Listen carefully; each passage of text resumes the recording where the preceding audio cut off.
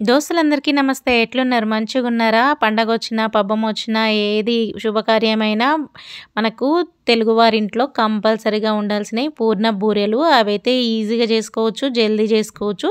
వాటికి పక్కా కొలతలు చూపిస్తున్నా.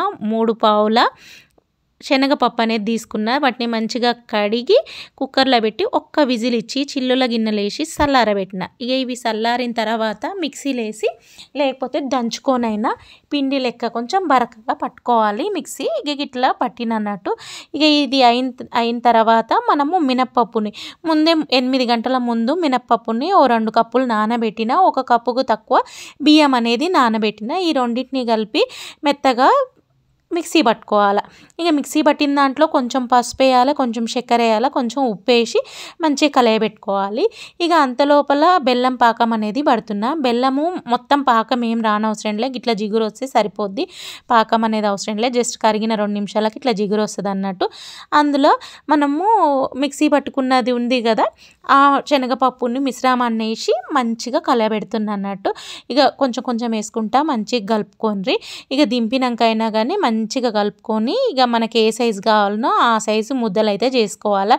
జర ఎక్కువ పాకం వచ్చితేనేమో గట్టిగా అవుతాయి, పాకం మొత్తమే రాకపోతేనేమో నీళ్ళుగా ఉంటుంది. అందుకనే చూసి ఇక చేసుకోండి. చెప్పిన కదా, కొంచెం పసుపు, కొంచెం చక్కెర, కొంచెం ఉప్పు వేయాలన్నట్టు. ఎందుకంటే పైన కూడా సప్పసప్పగా ఉంటుంది, అందుకనే పిండి సప్పసప్పగా ఉండకుండా అట్లా చేసుకోవాలి.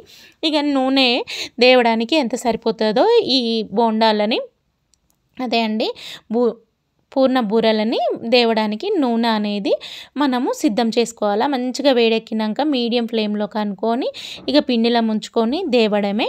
ఇక మనకి పక్క పొంటి ఇట్లా అనుకుంటే వేసుకోవాలి, లేకపోతే మీకు ఏరానోళ్ళు స్పూన్తో కూడా వేసుకోవచ్చు.